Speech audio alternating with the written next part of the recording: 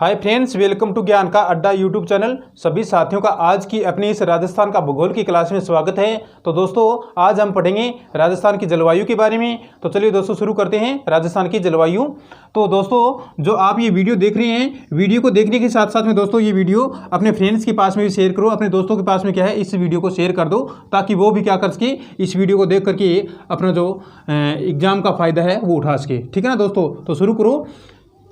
राजस्थान की जो जलवायु है, जलवायु के अंदर दोस्तों राजस्थान में तीन प्रकार की क्या पाई जाती है, ऋतुएं पाई जाती है। ठीक है ना दोस्तों। यानी कि जलवायु के आधार पर राजस्थान में तीन प्रकार की क्या पाई जाती हैं, ऋतुएं पाई जाती है दोस्तों। तो ऋतुओं के बारे में अगर मैं बात करूं तो पहली ऋतु कौन सी होगी दोस्तों, ग्रीष्म ऋतु।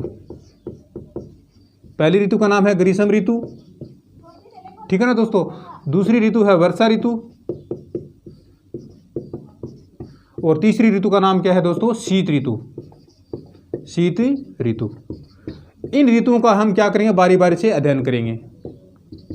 ठीक है ना दोस्तों। अब जो ये ग्रीष्म ऋतु है, ग्रीष्म ऋतु का जो कार्यकाल है वो कितना होता है दोस्तों, यानी कि मार्च से लेकर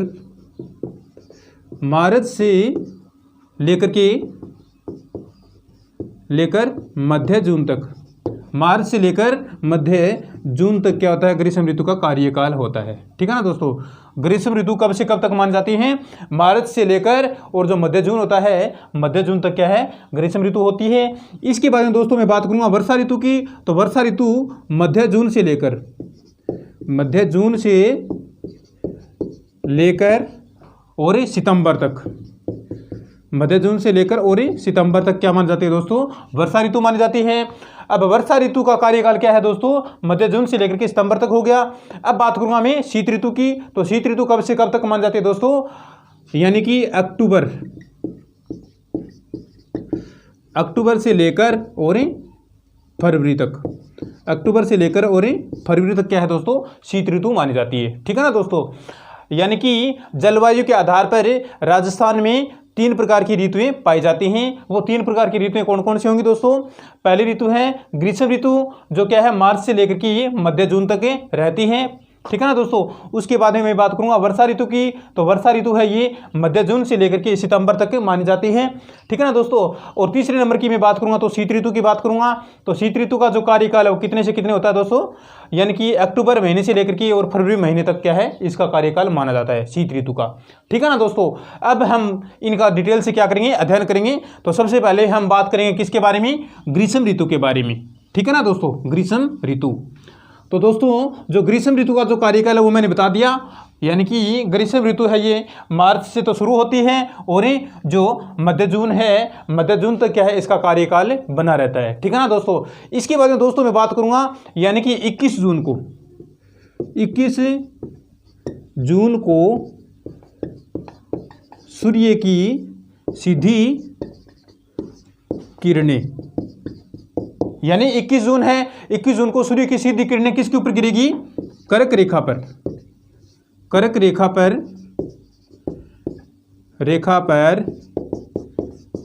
गिरती है।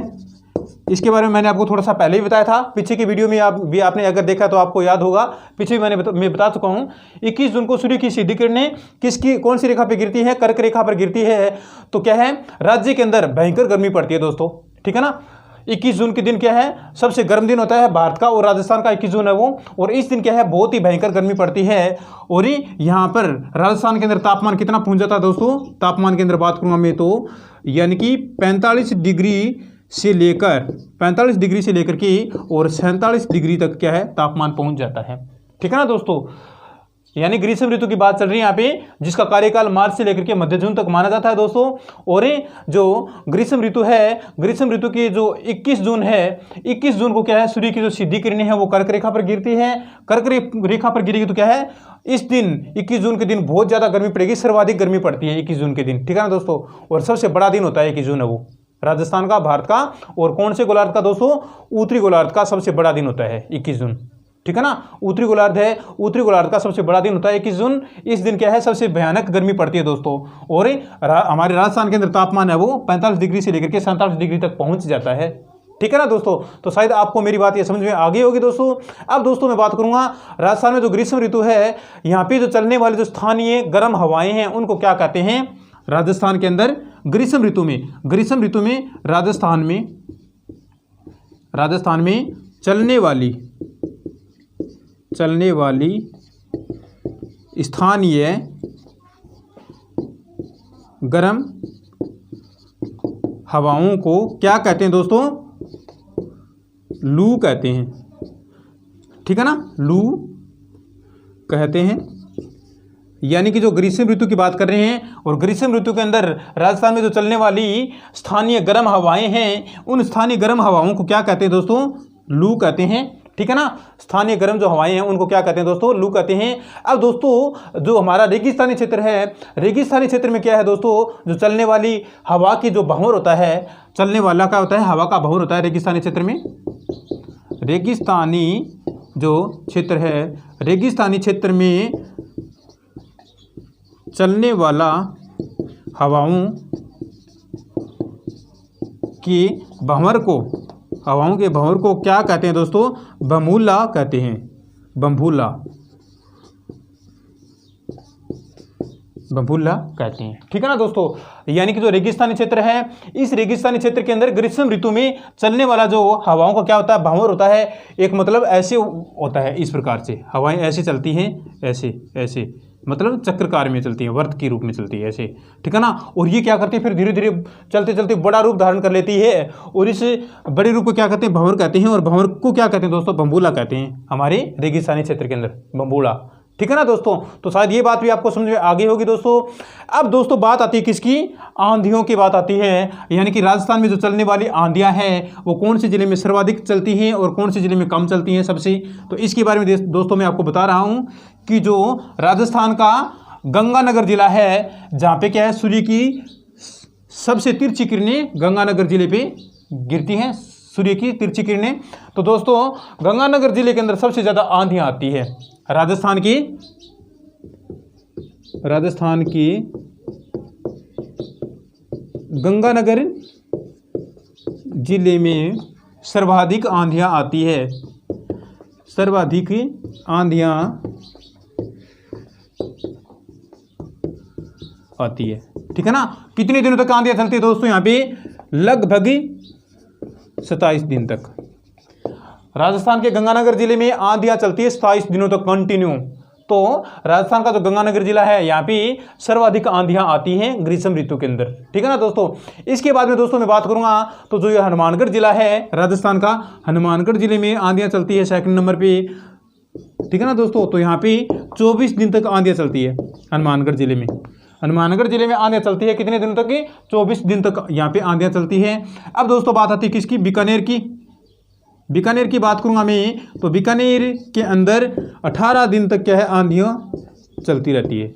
बीकानेर में 18 दिन तक चलती रहती हैं। और जो लास्ट बच गया दोस्तों, लास्ट है जैसलमेर जिला राजस्थान का। जैसलमेर जिले के अंदर क्या है दोस्तों, 16 दिन तक आंधियां चलती है, 16 दिन तक।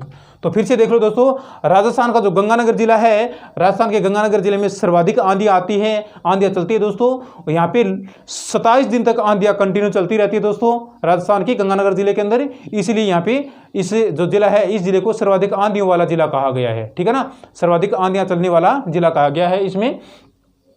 अब बात आती है हनुमानगढ़ जिले की, तो सेकंड नंबर पे हनुमानगढ़ जिला आता है। यहाँ पे 24 दिनों तक आंधियां चलती रहती है, ठीक है ना। फिर तीसरे नंबर पे बात आती है बीकानेर की, तो बीकानेर के अंदर दोस्तों 18 दिन तक आंधियां चलती रहती हैं। और लास्ट में जैसलमेर है, यहाँ पे 16 दिन तक आंधियां चलती रहती है। शायद आपको मेरी बात समझ में आ गई होगी आंधी वाली। अब आंधी वाली बात के अंदर मैं बात करूँगा तो सबसे कम आंधी कहाँ पे चलती है दोस्तों, राजस्थान का जो झालावाड़ जिला है, राजस्थान का कौन सा जिला, झालावाड़ जिला। यहाँ पे सिर्फ और सिर्फ कितने दिन तक चलती है आंधियाँ, 3 दिन तक आंधी चलती है। राजस्थान के झालावाड़ जिले के अंदर सबसे कम आंधी चलती है, यानी कि यहाँ पे सिर्फ और सिर्फ 3 दिन तक ही आंधी चलती रहती है, ठीक है ना।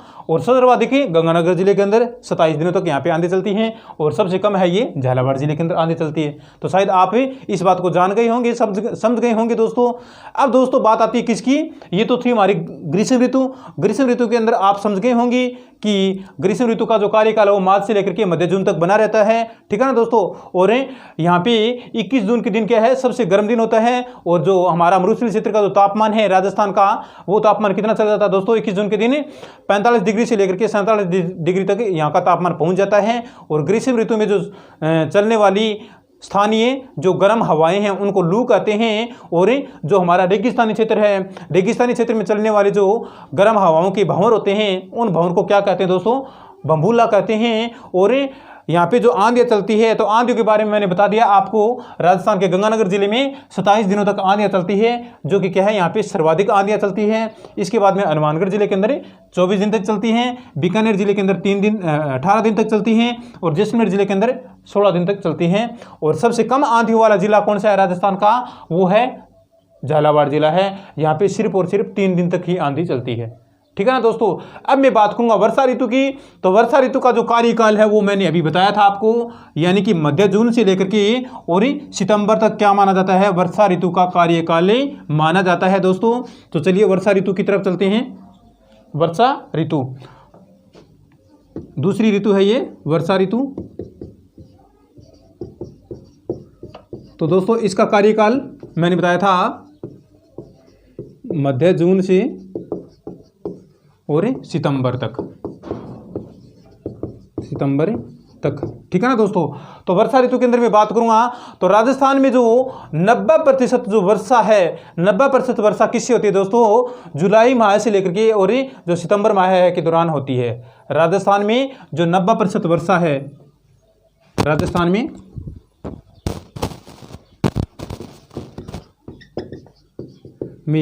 90% वर्षा कब से कब मान जाती है दोस्तों, जुलाई से लेकर के और सितंबर के मध्य मान जाती है। जुलाई से सितंबर तक होती है, ठीक है ना दोस्तों। राजस्थान में जो 90% वर्षा है वो जुलाई माह से लेकर के और सितंबर माह तक होती है। इसके बाद दोस्तों बात आती है कि राजस्थान में जो अधिकांश वर्षा होती है वो किससे होती है दोस्तों, मानसून से। अधिकांश वर्षा की बात करूंगा मैं तो मानसून से क्या है दोस्तों, अधिकांश वर्षा होती है राजस्थान में। मानसून है ना, मानसून से क्या है दोस्तों, राजस्थान में सबसे ज़्यादा वर्षा होती है।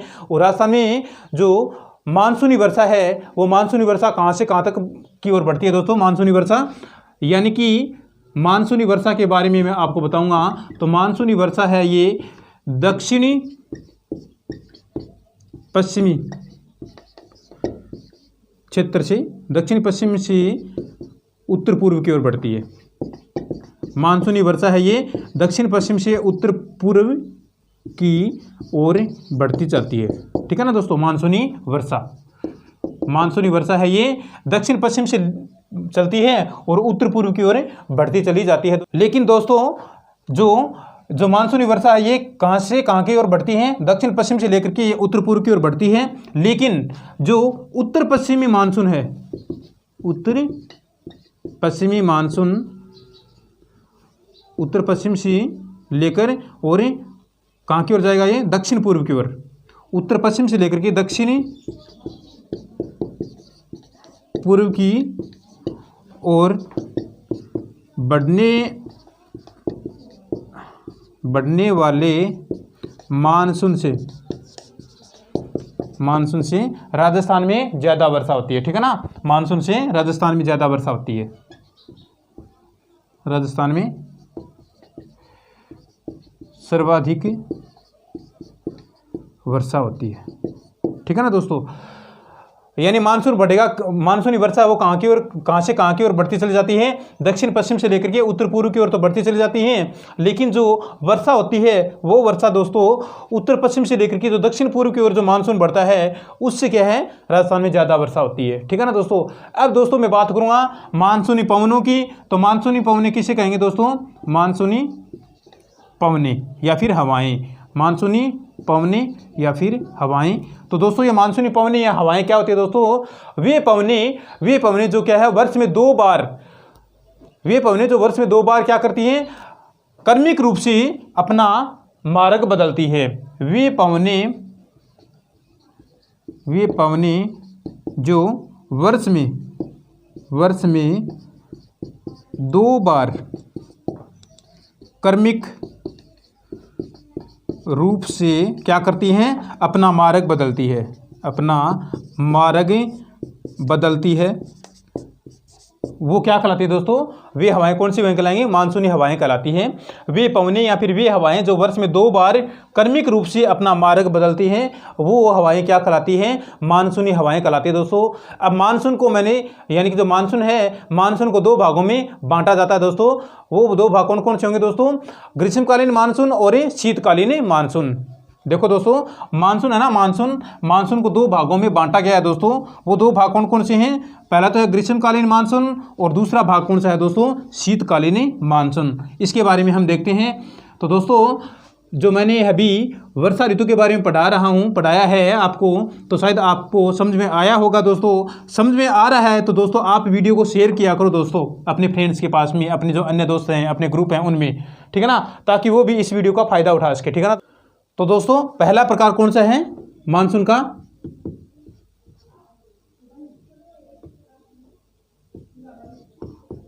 ग्रीष्मकालीन मानसून। पहला प्रकार कौन सा है दोस्तों, ग्रीष्मकालीन मानसून। तो ग्रीष्मकालीन जो मानसून है ये दक्षिण पश्चिम मानसून के नाम से भी जाना जाता है दोस्तों, दक्षिण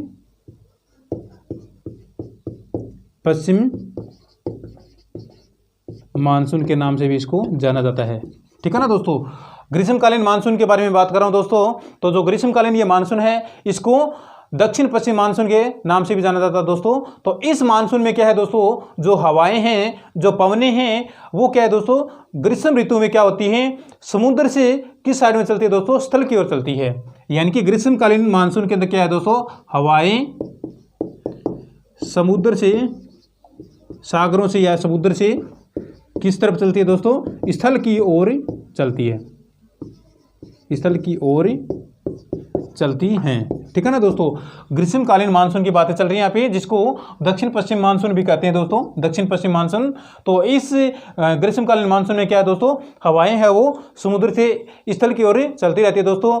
अब दोस्तों बात करूँगा कि जो ये ग्रीष्मकालीन मानसून है, इस ग्रीष्मकालीन मानसून को बादलों के प्राप्ति स्थान के आधार पर, यानी बादल हैं, उन बादलों की प्राप्ति की जो स्थान हैं, उन स्थान के आधार पर जो मानसूनी जो ये ऋतु है, इसको 2 भागों में बांटा जाता है दोस्तों। तो वो 2 भाग कौन कौन से दोस्तों, पहला तो है अरब सागर की जो शाखा है उससे उत्पन्न होने वाली मानसून, और दूसरा जो भाग है वो कौन सा है, बंगाल की खाड़ी की जो शाखा है, इससे उत्पन्न होने वाली जो मानसून है। इस प्रकार से जो बादलों की प्राप्ति का जो स्थान है, उस स्थान के आधार पर मानसून को 2 शाखाओं में या फिर 2 भागों में बांटा गया है। वो 2 भाग कौन कौन से हैं, देखो दोस्तों, 2 भाग कौन कौन से होंगे। वो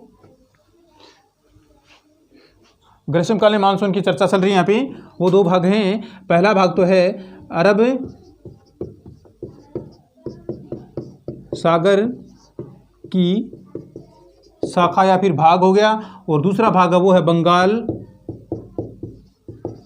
की खाड़ी की शाखा, ठीक है ना दोस्तों। यानी कि जो बादलों की जो प्राप्ति का जो स्थान है, उस स्थान के आधार पर जो मानसून है, उस मानसून को 2 भागों में बांटा गया है, 2 शाखाओं में बांटा है। अरब सागर की शाखा हो गया, और दूसरा जो भाग है वो है बंगाल की खाड़ी की शाखा। तो दोस्तों सबसे पहले हम पढ़ेंगे अरब सागर की शाखा के बारे में। तो अरब सागर की जो शाखा है, अरब सागर की शाखा के अंदर जो बादल हैं वो गुजरात राज्य के रास्ते 15 से लेकर के, और जो 20 मई है, सॉरी जून है, 15 से लेकर के जो 20 जून है, उस जून के मध्य क्या है दोस्तों, हमारे जो राजस्थान का कौन सा जिला, झालावाड़ जिला है, उसके अंदर सबसे पहले प्रवेश करते हैं। फिर से देख लो दोस्तों, यानी कि राजस्थान में अरब सागर के बादल गुजरात राज्य के रास्ते से होते हुए 15 से जो 20 जून है, 15 से 20 जून के मध्य राजस्थान में सबसे पहले कहाँ पे प्रवेश करेगा? राजस्थान में सबसे पहले झालावाड़ जिले के अंदर प्रवेश करेगा। झालावाड़ जिले में प्रवेश करेगा। ठीक है ना दोस्तों। तो जो अरब सागर की शाखा है, इस शाखा के अंदर जो बनने वाले बादल हैं वो बादल गुजरात राज्य के रास्ते से होते हुए 15 से 20 जून के मध्य राजस्थान की जो झालावाड़ जिला है उस झालावाड़ जिले में सबसे पहले प्रवेश करते हैं। ठीक है ना दोस्तों। तो झालावाड़ जिले को क्या कहते हैं दोस्तों? मानसून का प्रवेश द्वार कहते हैं। झालावाड़ जिला है राजस्थान का, झालावाड़ जिले को राजस्थान का क्या कहते हैं? मानसून प्रवेश द्वार,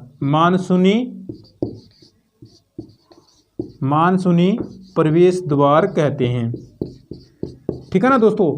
झालावाड़ जिले को राज्य का या फिर राजस्थान का मानसूनी प्रवेश द्वार कहते हैं, क्योंकि अरब सागर की जो बादल हैं वो गुजरात राज्य के रास्ते से होते हुए 15 जून से लेकर के और जो 20 जून के मध्य में क्या करेंगे? राज्य में सबसे पहले झालावाड़ जिले के अंदर प्रवेश करते हैं। इसलिए जो ये मानसूनी बादल हैं ये क्या कहते हैं? फिर झालावाड़ जिले को राज्य का मानसूनी प्रवेश द्वार कहते हैं। ठीक है ना दोस्तों। शायद आपको ये बात समझ में आ गई होगी। अब दोस्तों आगे बात करूंगा मैं कि जो ये अरब सागर की मानसूनी बादल हैं ये बादल क्या करते हैं दोस्तों? अरावली पर्वतमाला है इसके समानांतर क्रम में चलते रहते हैं। ठीक है ना दोस्तों। यानी कि जो अरब सागर से उठने वाले मानसूनी बादल हैं ये बादल क्या करते हैं दोस्तों? अरावली पर्वतमाला के समानांतर क्रम में चलते रहते हैं। इस कारण क्या है दोस्तों? राज्य में पर्याप्त वर्षा नहीं हो पाती है फिर, क्योंकि हमारा राज्य है वो भारत की कौन सी दिशा में स्थित है? उत्तर पश्चिमी दिशा में क्या है दोस्तों? हमारा राज्य वो स्थित है, राजस्थान भारत की। तो क्या दोस्तों अरावली पर्वतमाला क्या करती है? फिर हमारे राजस्थान के अंदर जो होने वाली वर्षा ना उससे क्या करती है? फिर कमी कर देती है, फिर वर्षा नहीं होने देती है अरावली पर्वतमाला। क्यों? क्योंकि अरावली पर्वतमाला की ऊंचाई आपको पता ही है, बहुत ज़्यादा ऊंचाई है। ठीक है ना। अरावली पर्वतमाला का टॉपिक हमने पढ़ा भी है। तो जो बादल हैं अरब सागर से उठने वाले जो बादल हैं मानसूनी बादल, वो बादल क्या है? अरावली पर्वतमाला से टकरा करके और फिर से क्या है दोस्तों? पूर्व की जो दिशा है उस दिशा में वापस गिर जाते हैं और वहीं पे वर्षा करा देते हैं। और हमारा जो पश्चिमी भाग है राजस्थान का वो भाग ऐसे ही सूखा रह जाता है, वर्षा नहीं हो पाती फिर वहाँ पे। तो शायद आप इस बात को समझ गए होंगे। अब दोस्तों बात आएगी किसकी? बंगाल की खाड़ी की शाखा की बात करूँगा मैं। यानी कि जो बंगाल की खाड़ी की शाखा है ये यहाँ से जो उठने वाले बादल हैं उससे वर्षा कैसे होती है दोस्तों? तो चलिए दोस्तों हम करते हैं किसके बारे में? बंगाल की खाड़ी की जो शाखा है इसके बारे में पढ़ते हैं। दूसरा भाग है बंगाल की खाड़ी की शाखा का। बंगाल की खाड़ी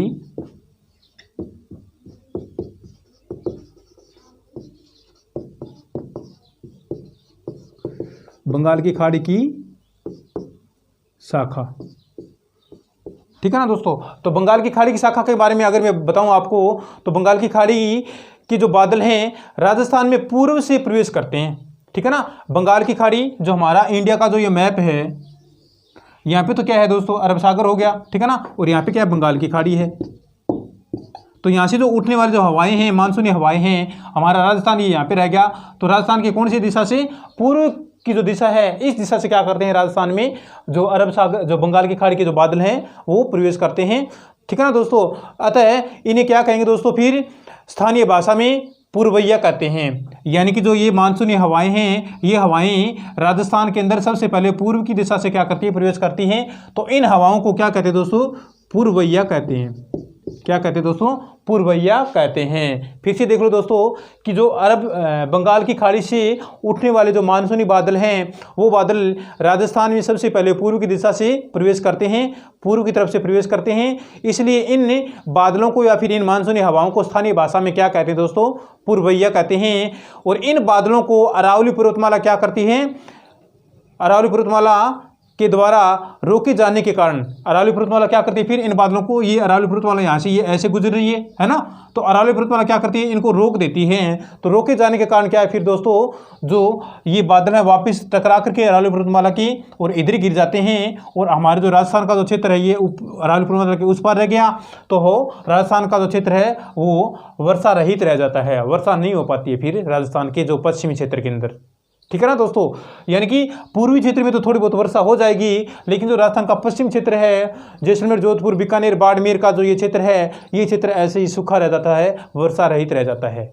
क्यों? क्योंकि जो ये अरावली पर्वतमाला है, ये अरावली पर्वतमाला क्या करती है दोस्तों, जो पूर्व की तरफ से आने वाली जो मानसूनी हवाएं हैं, मानसूनी बादल हैं, उनको रोक लेती है और यहाँ पे वर्षा नहीं हो पाती है फिर राजस्थान के पूर्वी क्षेत्र की तरफ। और तो होगी वर्षा कुछ कुछ, लेकिन जो पश्चिम क्षेत्र है वो क्षेत्र सूखा ही रह जाता है लगभग। अब आगे दोस्तों बात आती है किसकी, कि राजस्थान में सबसे पहले यानी कि सर्वप्रथम जो अरब सागरीय मानसून है, इससे क्या होती है, वर्षा होती है। राजस्थान में सबसे पहले वर्षा किससे होगी, अरब सागरीय मानसून है ना, इससे वर्षा सबसे पहले होती है। लेकिन सर्वाधिक वर्षा किससे होती है दोस्तों, बंगाल की खाड़ी से जो आने वाली मानसूनी हवाएं हैं, उनसे सर्वाधिक वर्षा होती है।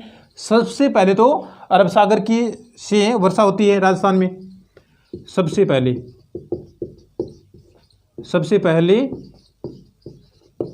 अरब सागर से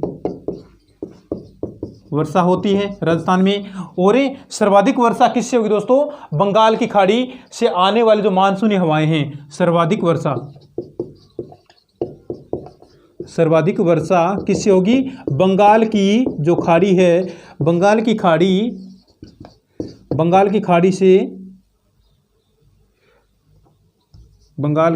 खाड़ी से जो मानसूनी हवाएं हैं, मानसूनी हवाओं से क्या है दोस्तों, मानसूनी हवाओं से सर्वाधिक वर्षा होती है। ठीक है ना दोस्तों, तो ये बात भी आपके नोट करने लायक है। सबसे पहले वर्षा किनसे होती है, अरब सागर से जो उठने वाली मानसूनी हवाएं हैं, उनसे क्या है, सबसे पहले वर्षा होती है राजस्थान में। और सर्वाधिक वर्षा किससे होगी, बंगाल की खाड़ी से जो उठने वाली मानसूनी हवाएं हैं, मानसूनी बादल हैं, उनसे सर्वाधिक वर्षा होती है। तो ये दोनों बातें आप याद करोगे। अब दोस्तों मैंने आपको बता दिया था ग्रीष्मकालीन मानसून के बारे में तो हमने पढ़ लिया। अब पढ़ेंगे हम शीतकालीन मानसून के बारे में। तो शीतकालीन मानसून है, ये उत्तर पूर्वी मानसून भी कहलाता है। शीतकालीन मानसून के बारे में पढ़ेंगे। ग्रीष्मकालीन मानसून के बारे में हम पढ़ चुके हैं। ग्रीष्मकालीन मानसून के अंदर हमने पढ़ा है अरब सागर की जो मानसूनी हवाएं हैं और बंगाल की खाड़ी की जो मानसूनी हवाएं हैं, उनके बारे में पढ़ा। अब पढ़ेंगे हम 2 नंबर शीतकालीन मानसून के बारे में पढ़ेंगे दोस्तों। शीतकालीन मानसून के बारे में, तो इसको किस नाम से जाना जाता है दोस्तों, उत्तर पूर्वी मानसून के नाम से भी जाना जाता है दोस्तों। ठीक है ना दोस्तों, उत्तर पूर्वी मानसून भी कह सकते हैं इसको। ठीक है ना दोस्तों, शीतकालीन मानसून को उत्तर पूर्वी मानसून भी कह सकते हैं दोस्तों। और इस मानसून में जो बहने वाली हवाएं हैं, वो हवाएं महाद्वीपीय शुष्क हवाओं के कारण क्या है, ये राजस्थान में वर्षा नहीं कराती हैं दोस्तों। ठीक है ना, क्योंकि ये हवाएं किधर से आएंगी, जो ये भारत का ये मैप है दोस्तों, यहाँ से, तो ये हवाएं यहाँ से आएंगी दोस्तों। तो यहाँ पे क्या है दोस्तों, शुष्क क्षेत्र है पूरा यानी कि स्थलीय भाग है। तो स्थलीय भाग से ये हवाएं आएंगी, तो राजस्थान में क्या है, सूखी हवाओं के रूप में ये हमारे भारत में प्रवेश करेंगी। और ये हवाएं क्या है दोस्तों, राजस्थान में वर्षा नहीं करा पाती हैं, क्योंकि ये हवाएं सूखी होती हैं, इनके साथ बादल नहीं आते हैं, वर्षा के बादल। क्यों? क्योंकि ये हवाएं कहाँ से आती है दोस्तों, स्थलीय भाग से आती हैं। तो स्थलीय भाग से आएंगी तो ये वर्षा नहीं करा पाएंगी। यानी कि वे हवाएं जो समुद्र से या फिर सागरों से स्थल की ओर बढ़ती हैं, वो हवाएं क्या करती है, फिर मानसूनी हवाएं बादलों का रूप ले लेती है, और वो बादल फिर क्या करते हैं, आगे टकरा करके वहाँ पे वर्षा करते हैं। ठीक है, लेकिन ये हवाएं क्या है दोस्तों, शीतकालीन मानसून की जो हवाएं हैं, उत्तर पूर्वी मानसून की हवाएं हैं, ये हवाएं दोस्तों वर्षा नहीं कराती हैं हमारे भारत और जो राजस्थान का क्षेत्र है इनमें। ठीक है ना दोस्तों। अब दोस्तों बात करूँगा मैं किसकी, मावठ के बारे में आपने सुना होगा शायद, है ना। मावठ एक मोस्ट क्वेश्चन भी है दोस्तों, हर बार प्रत्येक एग्जाम में आता है मावठ का जो क्वेश्चन है ये। तो मावठ क्या है दोस्तों, मावठ की उत्पत्ति कैसे और किस प्रकार से होती है दोस्तों। तो जो ये मावठ की उत्पत्ति है वो सबसे पहले यानी कि जो कैस्पियन सागर या फिर जो भूमध्य सागर है, इससे होती है। यानी जो मावठ शब्द है, मावठ की उत्पत्ति, मावठ की मूल उत्पत्ति किससे होगी दोस्तों, कैस्पियन सागर